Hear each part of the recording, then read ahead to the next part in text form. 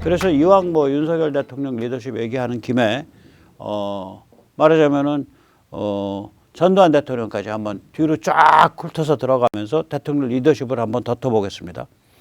짧게 말씀드릴게요. 예, 윤석열 대통령입니다. 시대에 부응하는 대통령이 될 겁니다. 그 리더십의 그 성격이 이 삼축주의가 유럽과 미국을 평정했습니다. 그리고 삼축 킬체인 모드로 돌아가면서 지금 러시아를 거덜내고 있습니다. 그리고 점점 더 명확하게 중국을 정조준하고 있습니다. 그래서 지난주 윤석열 정부가 발표한 인도 태평양 전략은 이 삼축주의 구도에 적극 참여한다는 선언입니다.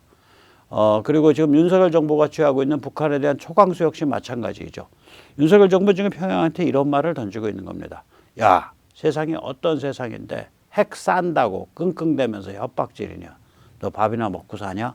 이게 지금 윤석열 정부가 북한한테 던지는 거고요. 저는 이것이 맞다고 봅니다. 북한은 계속 도발할 겁니다. 중국과 러시아가 하청해서 도발할 거고, 그 다음에 중국이 그 짓 안 해도, 하청 안 해도 결국엔 또 이제 자가 발전해서 도발할 텐데, 그럼 이제 중국이 선택을 해야겠죠. 윤석열 정부도 말했고 백악관도 말했잖아요. 야, 네가 제 컨트롤해. 네 꼬붕이잖아. 그럼 중국이 몰리다가 알아서 하세요. 그러면서 북한이 자유화되는 거예요. 이게. 그래서 우리가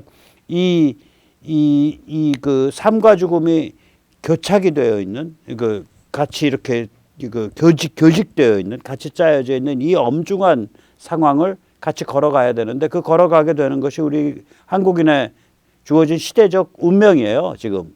근데 그 시대를 잘 읽고서 부응하고 있다고 생각을 하고 그걸 잘 할 겁니다. 윤석열 직전의 대통령 문재인, 이제는 대통령이라고 좀 부르고 싶지도 않고요. 대한민국 납치 미수범이라고 부르고 싶습니다. 뭐 추상적으로 표현하면 대한민국을 통째로 납치해서 시진핑 입에 넣어주려 기도한 자라고 저는 생각을 합니다. 땡. 입만 아픕니다. 그 다음에 참 안 된 게 박근혜 대통령인데, 예, 이분은 이제 시대를 착각한 대통령이에요. 그러니까 윤석열 대통령은 시대에 부응하는 대통령이고, 이분은 시대를 착각한 대통령이에요. 뭐 악의를 가지고 이렇게 한 게 아니라, 이분 시대는 일단 굉장히 시대가 상황이 안 좋았어요. 뭐 일단 미국 대통령과 그 진영이 굉장히 저질이었죠. 미국 리더십이 힐러리, 오바마 이런 사람들이니까 아무 원칙 없이 헤매던 시대죠. 그리고 북핵 문제는 백악관과 국무부와 육자회담 테이블 여기서 막 뱅뱅 돌면서 떠돌던 시대예요. 그런데 이제 이분이 뭐를 생각한 거냐면 시진핑을 붙잡고 북핵을 풀 수 있다라고 이제 착각을 한 거예요. 그러다가 이제 2015년을 계기로 해서 이렇게 안 되는구나를 실감을 하고, 그때 이제 입장이 180도로 확 바뀌면서 개성공단 철수와 사드 배치를 택하죠. 거기까지는 잘했습니다. 그런데 이제 거기서 오바가 나오는 거죠. 북한 레짐 체인지, 그 다음에 참수, 북한 주민 해방선언. 이렇게 되면 이게 이제 선을 넘는 거거든요. 이게 왜 그러냐면 다시 한번 말씀드릴게요. 휴전선은 우리 마음대로 일방적으로 흔들 수 있는 물건이 아닙니다. 분명히 한반도 위의 경계선이고, 분명히 우리가 가장 중요한 이해 당사자임에도 불구하고 이것이 동시에 미국과 중국 사이의 영향권 경계선이기 때문입니다. 아주 엄정한 군사지정학적 영향권 경계선입니다. 미국과 중국 사이에. 따라서 미국과 어떤 소통과 정리가 없이 휴전선 자체를 흔드는 것, 북한 레짐 체인지, 참수, 북한 주민 해방, 이런 것은 안 되는 거예요. 지금 윤석열 정부 저렇게 강경한데도 참수나 북한 레짐 체인지 얘기 안 하잖아요. 단지 국방부에서 오늘 나온 얘기가 그거죠. 너희가 핵을 사용한다면 정권이 끝난다. 그러니까 핵을 사용한다면이라는 무시무시한 전제가 거기 끼어 있어요. 그 다음에 그걸 핵을 사용하는 걸 뭐라고 정의할 거냐? 핵을 진짜 쏘아서 여기 떨어지는 거가 핵을 사용하는 거냐? 아니면 핵을 쏘려고 발사대 끌고 나오는 거가 핵을 사용하는 거냐? 혹은 핵을 사용하려고 발사대를 끌고 나온다고 감시 정찰된 거가 핵을 사용하는 거냐? 그러니까 저게 무서운 얘기인 거예요. 그래서 무서운 얘기인 거예요. 예. 그 다음에 이명박은 제가 보기엔 시대의 빨대 박은 대통령이에요. 이게 이제 이명박 시대 때 굉장히 중요한 인사 중에 하나인 박창달 같은 사람의 움직임을 보면 아는데요. 저는 사실 MB 치적이 뭔지 생각이 안 나요. 공천 학살에서 집권하자마자 박근혜 정파와 MB 정파 사이를 철천지 원수로 만들고 그게 나중에 탄핵까지 가고 이런 그 문제가 거기서 발생했다고 보는데 이명박과 아주 절친인 아주 가까운 포항 동진과 선배가 있죠. 박창달이죠. 후배인가. 예. 자유총연맹 회장을 시켰죠. 이 박창달 씨에 대해서는 제가 전직을 얘기를 안 하겠어요. 그러나 서울 나이트클럽 모두를 독점하는 양주 총판에서 회장님 하셔도 좋을 것 같은 그런 그 장대한 기고를 가진 분입니다. 그래서 저는 그 당시에 이걸 보고 자유총연맹이라고 쓰고 나이트클럽 양주 전국구 총판공사라고 써도 좋지 않겠냐. 뭐 그런 생각을 한 적도 있어요. 예. 이분이 어떤 분일까요? 예, 지난 대선에서 이재명 캠프에 합류했습니다. 아니 세상에 그냥 국회의원 출신도 아니에요. 자유총연맹 회장 출신이 이재명 캠프에 합류했어요. MB가 이런 식이에요. MB 본인도 그 누구죠? 윤희상. 예, 윤희상 기념재단의 이사였잖아요. 북한과 아주 밀접한 관계를 갖고 있고 자녀 중에 아들이 아마 북한에서 살고 있죠. 예. 통영에서 윤희상 거기랑 아주 그러니까 좀 그런 거죠. 그러니까 이렇게 아주 글쎄요, 뭐 연세 드신 분한테 이런 표현 써서 좀 그렇지만 좀 얕게 행동하시는 분이죠, 많이. 그래서 시대의 빨대를 박은 대통령이다. 저는 그렇게 표현합니다. 박근혜 대통령 같은 그런 비극적인 시대의 착각성이 아니에요. 좀 달라요. 많이 다르죠. 노무현은 참 이게 시대를 분열시킨 수수께끼 대통령입니다. 제가 이 사람 뭐라고 말을 하기가 참 곤란해요. 예를 들어서 평택 미군기지 뭐 저런 거 없는데 윤석열 대통령도 쉽게 결정 못할 걸. 정치적으로 굉장히 부담돼서. 그 다음에 강정 해군기지. 윤석열 대통령도 쉽게 없다면 결정 못할 걸요. 그거 다 노무현 때 결정한 거예요. 한미 FTA. 이른바 보수 대통령 함부로 저거 못해요. 오히려. 그때 함부 FTA 해서 농민 시위가 저기 지금 화염병 들고 횃불 들고 살벌했어요. 그때는. 그거 방패로 찍어 죽였다고요. 그때 숨진 농민이 한 2명인가 3명쯤 돼요. 이 노무현은 법을 한 사람이라 알 텐데 이 북한이 인민주권이 아니라는 걸, 즉 국민주권이 아니라는 걸 알 거예요. 북한은 주권이 국민에게 있다고 안 그래요. 북한 헌법의 서문을 보면 모든 주권은 김일성 수령으로부터 나와요. 인간의 본질, 걔들이 말하는 바의 본질, 사회정치적 생명이 김일성 수령에 의해서 부여됐다고 말하니까. 따라서 주권은 뭐 생명이 김일성 수령에 의해서 부여됐는데 주권은 당연히 김일성 수령이 부여한 거죠. 그래서 북한의 헌법 전문은 북한을 김일성 공화국이라고 한 10몇 번에 걸쳐서 선언을 합니다. 그런데 말하자면 우리로 치면 이제 국회의사당 같은 그들은 물론 안 모이죠. 이건 몇십 년 만에 한 번씩 모이나 마나해요. 그러니까 비어있는 건물입니다. 만수대 의사당에 가서 인민주권의 전당이라고 썼어요. 거기 보세요. 인민의 행복이 나오는 인민주권의 전당 2007년 10월 2일인가 대한민국 대통령 노무현.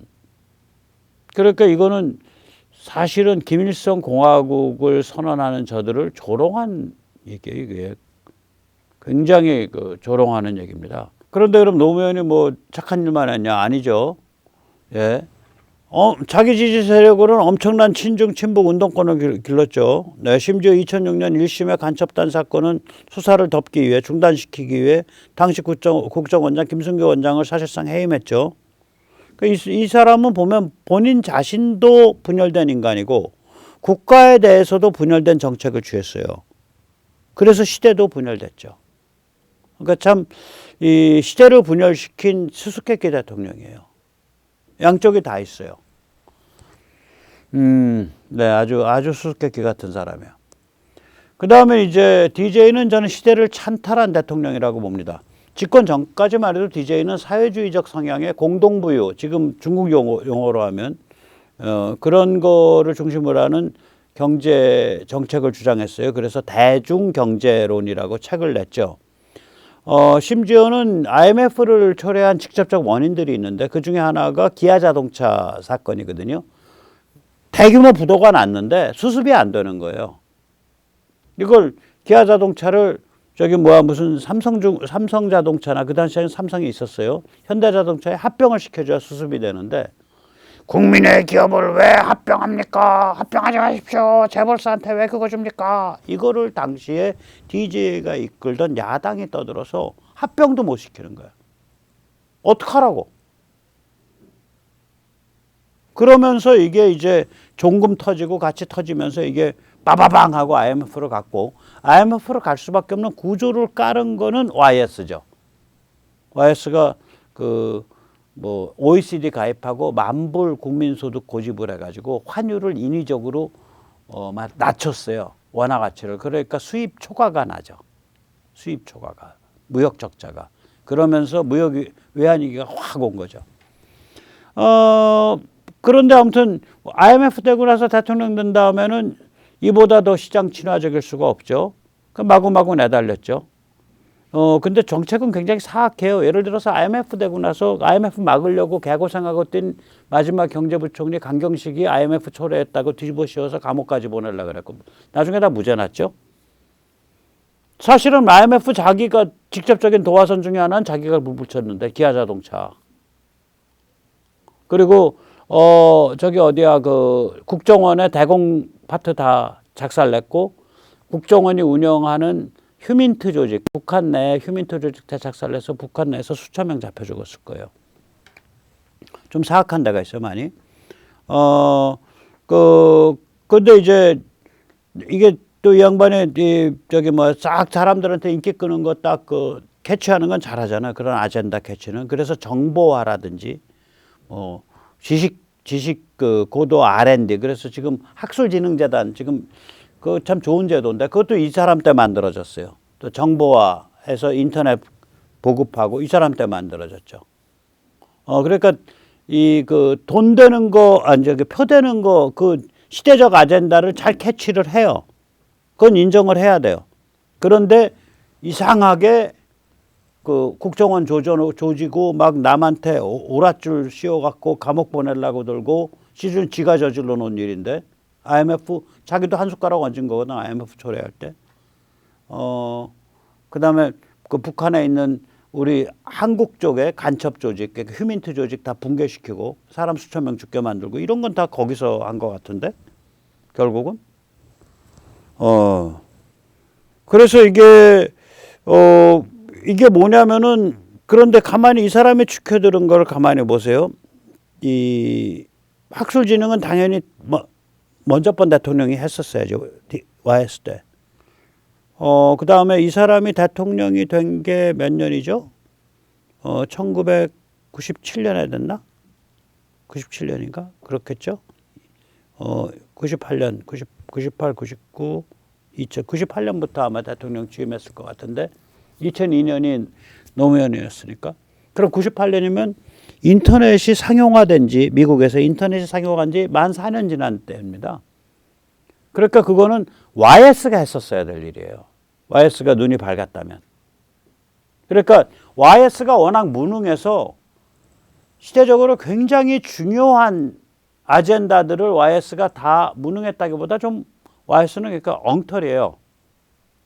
엉터리예요, 많이. 시대적으로 중요한 아젠다들을 다 놓쳤어, YS가. 말하자면 저 YS한테 인정할 수 있는 거는 저거지, 금융실명제 이런 것들. 저는 YS는 굉장히 악영향을 많이 끼쳤다고 봐요.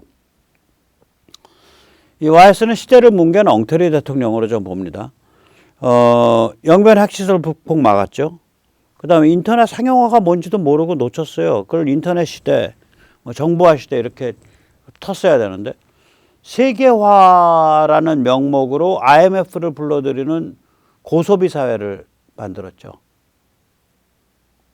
세계화위원회가 다 만들고.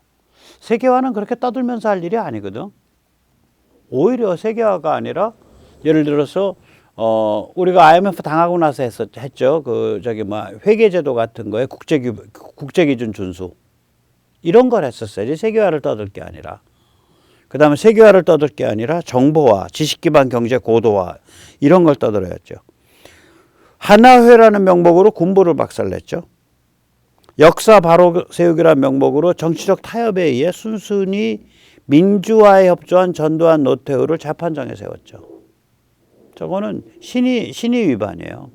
양아치들이 하는 짓이야, 저건. 전 그래서 역대 대통령 중에, 그러니까, 제일 미워하는 건 DJ예요. 제가 역대 대통령 중에 제일 미워하는 건 사실은. 그런 인정을 해. 선수야. 제일 경멸하는 건 Y였습니다. 그리고 제일 뺀질거려서 얄미운 건 MB고. 제일 안 된 거는 박근혜 대통령이고.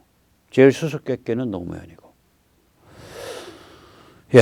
그러면 이제 저는 이제 이 전두환 노태우는 시대를 수습한 대통령이에요. 제가 감옥도 좀 갔다 왔다가 수사기관에도 많이 했지만, 이 박정희 대통령의 유신의 뒷수습 어떻게 할 거냐. 박정희 대통령이 막 시작해놓은 고속성장이 막 번져가지고 경제위기가 왔는데 그거 어떻게 수습할래? 학생들은 한 번에 1000명씩 감옥에 가는 극렬 시위 벌리고, 심지어는 이제 공공연하게, 그건 제가 저지른 일이지만 공공연하게 막스 레닌주의하고, 또 저는 거기에 반대했지만 공공연하게 북한 주체사상 따르고, 이런 극렬 시위하고 노동운동도 극렬해지고, 이런 첩첩산중의 위기를 어떻게 헤쳐나갈래? 시대를 수습한 사람의 둘이. 그다음에 이제 노태우 대통령 때는 미국이 하루아침에 중국 사랑으로 획 도르니까 러시아와 중국과의 거래를 터서 러시아를 이용한 군사기술 고도화, 중국을 이용한 경제 고도화에 물꼬를 튼 사람이 노태우인데, 저는 노태우라는 사람 참 특이합니다. 노태우 대통령은 이렇게 집권 시기에 이렇게 경멸받았어요. 물태우라고. 아무 무색무취해. 심지어는 이런 거죠. 심지어는 예를 들면, 저게 이제 전두환 정부 말 때도 그런데, 공안을 지켜야 되니까, 노동자들이 파업을 하면 공장 안에서 해라. 거리엔 나오지 마라. 그러면 이제 기업이 작살나는 거예요. 그럼 실제로 기업하는 사람들 입장에서 보면 저 황당한 정부지. 전두환 노태우 정부라는 게. 그 다음에 저는 이제 그 PD 계열이잖아요. 막스 레닌주의. 그때 이렇게 제가 옆에서 관찰을 해보면 저는 결론을 이렇게 내렸어요. 전두환 노태우는 YS와 DJ를, 특히 전두환 정부 말 때요. 그때 이제 노태우가 대통령이 되려고 나온 거 아니에요? 나올 때죠. 그래서 3파전에서 노태우가 승리했죠. YS와 DJ를 싸움 붙이기 위해서 DJ를 키웠다. 그때 YS가 세가 컸거든요. DJ를 키워주려고, 예를 들면은 DJ가 특별히 깊은 관계가 있고 또 학생운동에 많이 그쪽으로 가 있는 NL 쪽 애들을 덜 검거했다.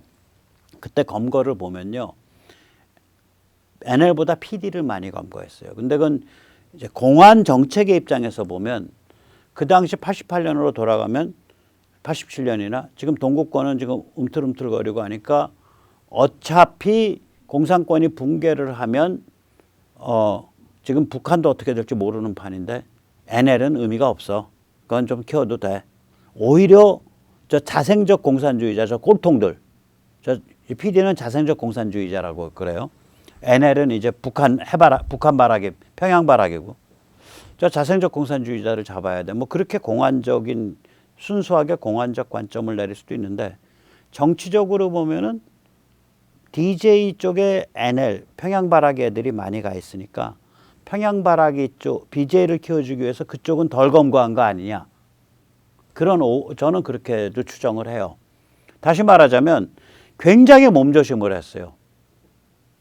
그런데 저게 나중에 제가 나이가 듣고 보니까 속이 썩어 문드러져 가면서 몸조심한 거예요. 성질 부리지 못해서 성질을 안 부린 게 아니고.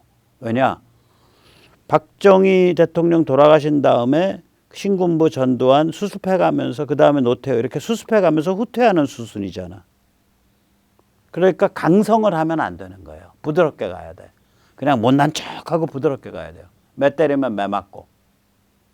그런 컨셉이었던 거예요. 그래서 전 개인적으로 그 노태우 대통령이 가장 행복했던 날은 언제일까를 생각을 해보면 그 88 올림픽의 조직위원장이었어요. 노태우 대통령이 재계의 협조를 받아서 88 올림픽을 유치한 사람이에요. 그러니까 81년도에 전두환 대통령이 노태우 대통령한테 저 88 올림픽 유치해달라, 그 작업 총대매달라 그래가지고 그때부터 유치 작업을 띄워서 재계 뭐 삼성의 그 당시에 이제 이병철 회장이 계실 때죠. 왕 회장도 또 그 아드님인 고 이건희 회장도 계실 때죠. 그런 쪽 다 도움 받아서 정주영 회장 다 도움 받아가지고 저걸 유치를 했죠. 그래서 그걸 이제 유치를 한 그런 그래서 88년도에 그러니까 대통령 선거 아직 나올 땐가 대통령 선거 있던 해인가 내가 이제 하도 오래돼서 좀 오락가락해요. 그 조직위원장 할 때 거예요. 저 88 올림픽 나와가지고 손 들고 저거 할 때죠. 예. 전날이 아마 제일 행복했을 것 같아요. 본인한테는. 그리고 나머지 날은 그냥 숨죽이고 계속 물러나면서 사는 분이에요. 저분이. 그래서 저 전두환 노태우에 대해서 저는 그렇게 욕을 안 합니다. 예, 뭐 욕 못해요. 그러니까 시대를 잘 수습한 대통령들이에요. 예. 그 이제 마지막 이제 좀 말씀을 드리면 자 이렇게 보면 우리가 지금 맞이하고 있는 삼축주의 시대가 얼마나 대운이라는 게 느껴지잖아요. 전두환 대통령 때가 그리고 노태우 초기 레이간 때 대운이었어요. 그리고 나서는 좀 이상한 거라 전부. 뭐 그리고 나서 아버지 부시, 뭐 클린턴, 아들 부시, 오바마, 네오콘 전부 뭐 그다음에 해체주의 민주당 이래서 그다음에 트럼프는 아주 정신 사나운 사람이고 그래가지고 다 이상했던 거예요. 아대가 잘 안 맞는 거야 전부. 그러니까 레이간 이후 최초로 미국이 레이간 때는 네거티브한 전략이죠. 어떻게 하면 소련과 동구를 무너뜨릴 것인가라는 네거티브한 전략이고 지금 정리된 거는 삼축주의는 파괴적인 얼굴과 건설적인 얼굴을 같이 갖고 있어요. 좋은 시절에는 가치를 공유하는 자유공화국들의 네트워크로 같이 잘 살자. 번영시켜 가자. 자유, 평화, 번영의 구도고요. 핵무장 수법 강패 중국이나 러시아가 도발을 하면 이게 킬체인으로 확 바뀌는 거죠. 예. 그래서 제가 이제 박정희 대통령과 우남 이승만 대통령에 대해서는 오늘 평을 안 합니다. 이분들은 함부로 이렇게 그냥 주마간산으로 평할 수가 없어요. 시대를 창조한 분들이고 그래서 예, 지금 한국은 이 삼축주의 시대를 맞아서 국격이 달라지고 있습니다. 경제, 한류, 군사력, 정치 발전, 정신 문화의 정상화. 그래서 이를 차분히 발전시켜 가고 있거든요. 그리고 이 배경에는 무려 30년 만에 미국이 전혀 새로운 세계 시스템, 전혀 새로운 세계 군사 지정학 구도, 즉 다시 말하면 삼축주의를 정립했다는 대운이 존재를 하는 거죠. 인류 보편의 가치를 공유하는 자유진영이 러시아를 또 중국을 제압순치한다. 뭐 이런 구도인데 이게 바로 이제 삼축주의죠.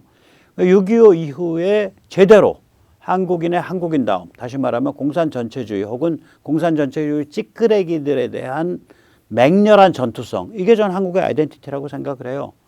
이 한국인의 한국인다움이 이 한국인의 정체성이 빛을 보게 된 세상입니다. 그래서 이걸 잘 풀어가면 우리가 북한 자유화를 위한 힘과 여건을 만들어가는 세상이죠.